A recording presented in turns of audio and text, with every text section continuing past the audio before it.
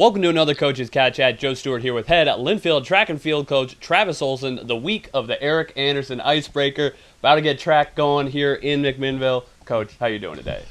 I'm a little stressed. No, it's just a busy week. There's a lot going on. Just putting on a home meet is a lot, and then helping our team get ready to compete, and that's what it's all about. Yeah, so it's kind of been an interesting offseason for you guys. You brought in a big freshman recruiting class. I want to talk about that in a minute. But here, as we get through the last week of February, had a pretty sizable group of athletes out there working, not just in this last month, but it looks like throughout the course of the offseason, had a lot of kids out there. And you took a pretty decent group to some of these indoor meets over the last month and a half. So with all that in play, how are you feeling going into the spring season?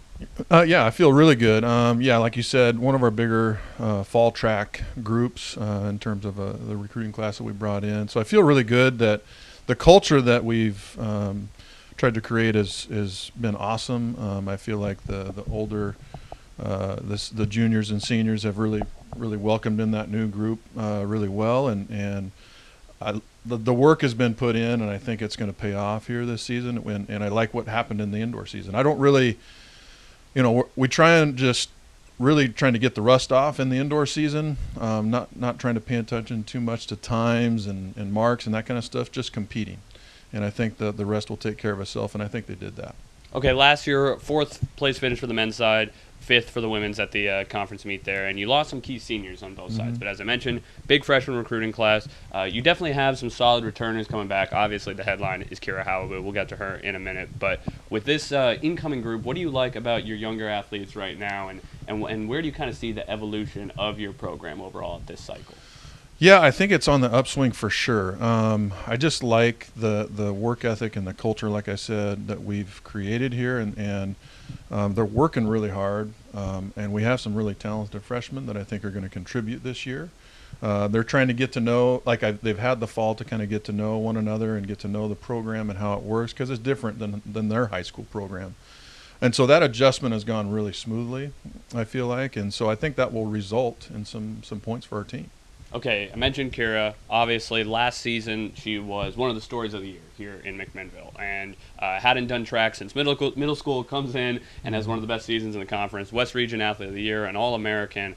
She already qualified for the Indoor National Championship in the long jump. What do you think we can just expect out of her? I think I know what the answer is going to be, but what are you seeing out of her here going into the preseason? I mean, the sky's the limit, right? I mean, we don't really when someone goes from year 1 to year 2, it's usually a pretty big improvement, but she already started at such a high level in year 1, so it's kind of like I'm curious too, like what's going to happen with her, because I think she's already shown she's already as fast as she was this year compared to last year, so I think that, and she's already jumping as far, so I mean there's some really positive things that are showing, but I think that she still has a lot. She can be super fast by the end of the season, and qualifying for nationals and that potentially. I expect her to qualify in the heptathlon and the long jump. Probably be scattered all over the record board. I think usual. By the time she's done. Excited to see what she can do. Certainly, seems like excellence is pretty much the standard for her at this point. With the sprinters. Always going to have a big group coming in, but this year you did lose some key seniors. We know that, but returning Liam Christensen, Charles Dayton on the men's side, Rochelle Sillis, Paige Castle on the women's side, both of them all conference finishes on the relay team last year. New additions, but solid contributors coming back. Where are you seeing that all-important sprinters group? Yeah, I'm very optimistic. We brought in Jacob Tabaris. He's actually probably our fastest guy right now as a freshman. But with Liam and Mason Bowles is another transfer that we brought in, and Charles Dayton, of course, they've already proven themselves in terms of what they've run. Track's kind of that, whatever they've run, it's kind of easy to tell. And so I expect them to get faster for sure. And on the women's side, with Rochelle and Paige kind of leading that sprint crew along with Kira, of course. I think Taylor Rolls is going to be a contributor for us, and as far as the relays go. So, I'm excited for that group. I'm excited to see how they develop. Luke Niami's another one that I think could come out of this doing pretty well in the 2 and the 4. So we'll see. And Durham Houston as well. I think he's kind of an all-around guy. He's a decathlete, but he throws a javelin. He doesn't have a lot of experience in track and field either, so we're trying to kind of see where he fits in with our team. But definitely the decathlon, the javelin, the 200 potentially. I think he's going to get better in the long jump. So there's definitely some names that are going to contribute by the end of the season. I think that people will be like, oh yeah, that's great. So, that's always an exciting thing with a young group like this, to be able to see the development from maybe not finishing towards the podium in the spring or in the early part of the spring, but by May it's much more competitive. Distance group, a little bit of a bumpy fall on the cross country side of things. A lot of injuries there. Health was certainly an issue, but we saw a lot of development by the time we got towards winter. And it's a veteran group too. So how's that group been doing? What have they been working on, and where are you seeing their progression this spring? Usually you don't see the distance runners very much, right? But I do talk with Mike regularly, and when I see the distance crew and the stuff that they do on the track, I like what I see. I mean, there's some injuries that happen in the sport of track and field and distance running. So coming back from those, I think has been pretty good, actually. I think we're feeling like better about where they're at health-wise. Alex Othout is going to be kind of one of those guys that is going to contribute for sure in the 5 and the 10. I think Connor Dooley is going to have a great season. He's showing some really good things, like PR'd in the indoor season, which is pretty rare to do in the 800. So, and then Devin Harrison is someone that I think could really make some noise in maybe the 15 or the 5K. And then Bradley Kiltow is also someone that I think can maybe help us in the steeple. So excited about that group. Looking at the jumpers, the women's side, kind of where the strength is on that. Obviously, Kira, leading the way there. But you get the Roberts twins back, as well as some others. Hopefully, the Roberts twins coming in healthy this year, coming off a strong basketball season. Andrew Troe coming off a great season last year, solid season last year on the men's side. Jumpers kind of can be a make or break in the points a lot of the time. What are you liking out of that group? Health also, a key factor with the jumpers. Yeah, I mean, keeping them healthy. There's a lot of shin splints, that kind of stuff that happen in the jumps, and so keeping them healthy across the board is key. And I think that really effectively communicating with me, along with other coaches that we have on staff and our athletic trainers, is super important because you never want to ride that roller coaster of getting hurt, getting healthy. Because it affects the training. And I think that obviously Kira is kind of the headliner in terms of the jumps. She's going to help us in the long jump, probably in the high jump as well.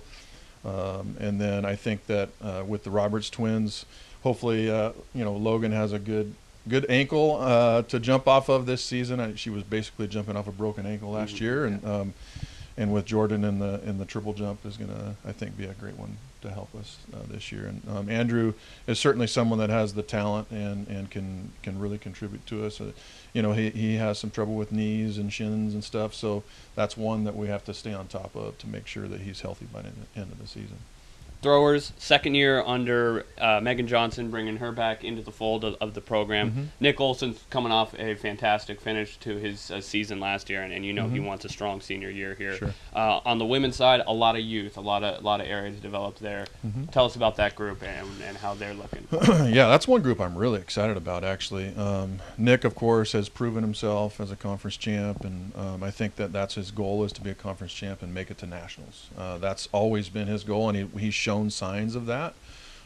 We just got to, put it out there when it counts. And I think he's definitely capable. Scheisen Cachuela is someone that I think can help us this year as well in the discus and hammer and shot put. So that's, I think, going to be huge. On the women's side, Megan brought in some really talented throwers.